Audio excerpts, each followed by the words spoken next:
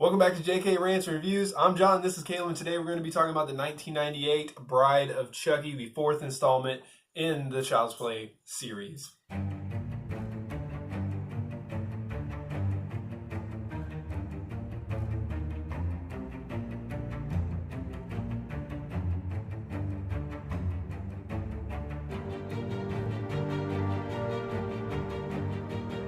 It's actually like one of the most fun to watch. It It adds a character, it adds 90s flair. You get like Rob Zombie in the soundtrack, and you get Ronnie Yu.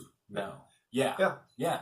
Who later goes on to do Freddy vs. Jason, which is controversial, but I still love it. Right. This movie incorporates some comedies, which is probably due to Scream that came out a couple years before it, and not that Jason didn't do it with Jason Lives, and there was some other stuff before that, but this is the movie that kind of capitalized on it, and kind of went.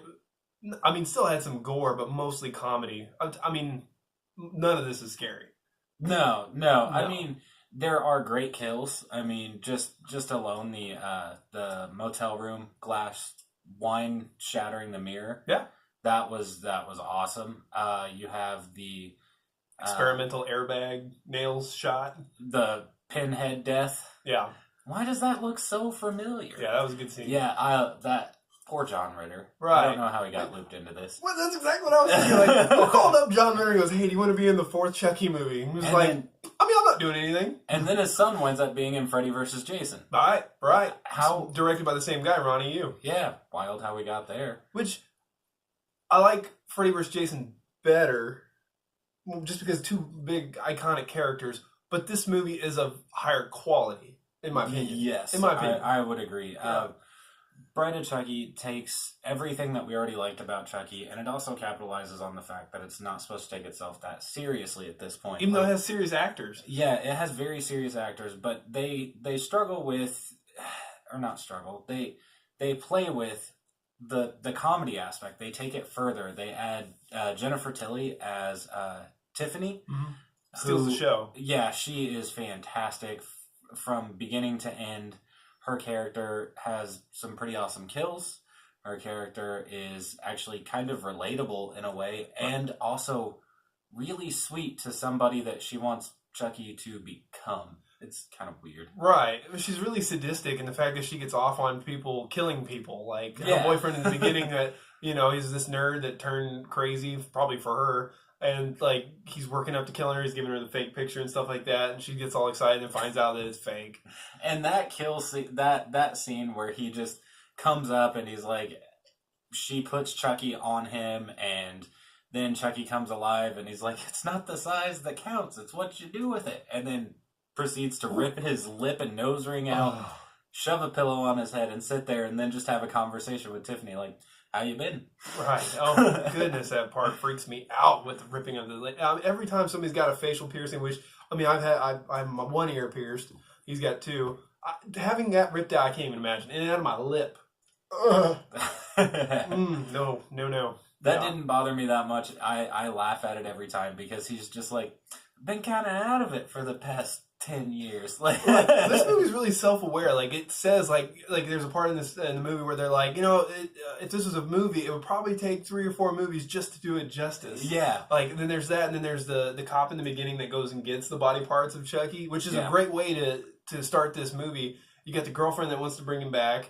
You got the bones or the remains of Chucky, which is cool how she uses other doll parts and pieces them back together and uses voodoo for dummies. And then you got the locker scenes where you see a hockey mask, Leatherface's chainsaw, a Freddy glove, and you have Michael Myers' mask. Yes. And I'm sure there's something else too. There's like a pistol in there. I'm not sure where that comes from. But there's some other stuff that might have some horror aspect that I just haven't researched. Yeah, I just took note of a couple. But the surprising though is and I didn't realize this first probably a couple times I watched it because she probably wasn't a big name at the time, but Katherine Heigl is in this, who did Knocked Up and got shot into stardom for about 5 years. Yeah. She's still a big deal, but she was a really big deal for about 5 years. Yeah, it's pretty crazy. Like, the level of actors and actresses that were in this film for the time, it kind of stuck to, the original Friday the 13th films and Nightmare on Elm Street films. These actors and actresses went on to do great, and it's almost like, none of the Child's Play before had that effect on actors and actresses, but Bride of Chucky, like, everybody's like, and you're a beautiful butterfly. Right. Yeah, I got some good B-listers out of it. And I think the only thing I'd seen Katherine Heigl in before this was Under Siege 2. Should we talk about that? No. No. Next. Oh, poor Steven Seagal. You keep trying, buddy. Exit Wounds. Yeah, that was the last good one I think I've seen with him in it. Unless the one with they're in the jail, Half Past Dead. That's a good one. And I put good in quotes. I liked it. But I liked it. But anyway, this movie is a breath of fresh air. When everything was starting to get stale, they switched gears a little bit and took some chances, and it worked. Where 3 was the same thing done again, tried to take a couple chances that didn't land because it wasn't different enough. This movie is very different in all the good ways.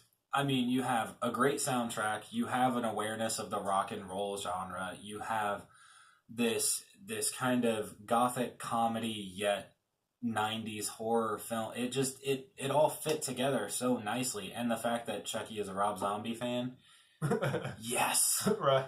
We're not talking movies. We're just talking music at this point. Yeah, I between the comedy, the cinematography, the dolls between Chucky and Tiffany look fantastic. The way they move, came out swinging. I remember this is back when I was still watching wrestling, and they had Chucky like on the big screen at the wrestle. Yes, it wasn't WrestleMania, but whatever it was, I was like, oh my god, he's even. I remember that he was on the Titantron. Very weird, very weird stuff, and they didn't cheap out on the puppeteering or the animatronics or anything.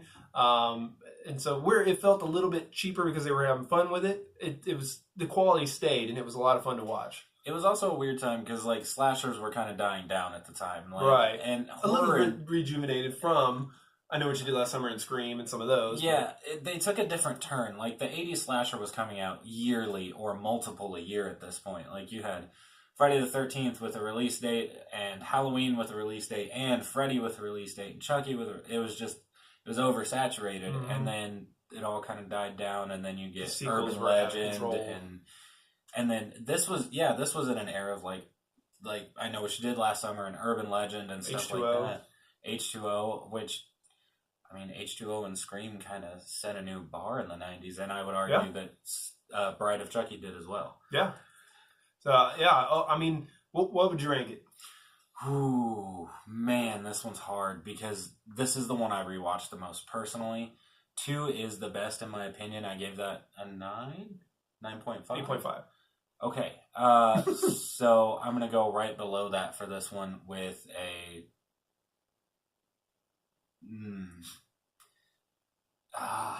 It's tough, yeah, because the rewatchability in this is high. Like the quality might not be as good as 1 and 2, in my opinion, but the rewatchability is high. It's a good throw-in movie any time. I can watch this movie anytime. Just like Freddy vs. Jason, that's where they dominate that. Is it's just entertaining. Oh man, I'm gonna go 8.5. I'm gonna go 8.5. Yeah, for different reasons. Yes.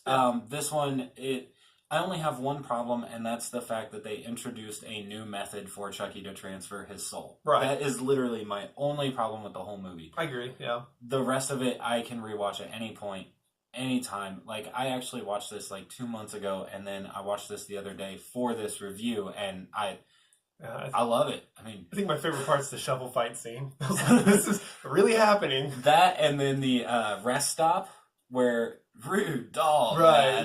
Yeah, fantastic. Yeah. You? I think I'm gonna go with a 7.5.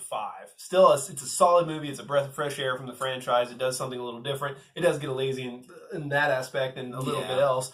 But it's fun to watch. And by this time, when you watch Chucky for this long, he's just not scary anymore. He's just not. He's been too abused and been around for too long, and this was a breath of fresh air. So yeah, I think a 7.5 is fair, and I think yours is fair too. This is I think what Freddy's Dead was kind of trying to achieve and missed the marker. And I enjoy Freddy's Dead. Everybody can hate me for that. That's fine. But this successfully did it. Bride of Chucky made it funny and made it fun. And yeah. So comment down below. Let us know what you guys think. Send us some prayers and shout outs because we're getting ready to watch Seed and we're dreading it. Not looking forward to doing this. We're only doing it because we enjoy doing this. So yeah, please hit that notification, comment, and subscribe. And we'll be back with Seed. I'm sorry. Oh, it's gonna be rough. We decided to watch this one together because we're gonna hold hands and cry and try to laugh. Oh God, it's gonna be so bad. Ugh.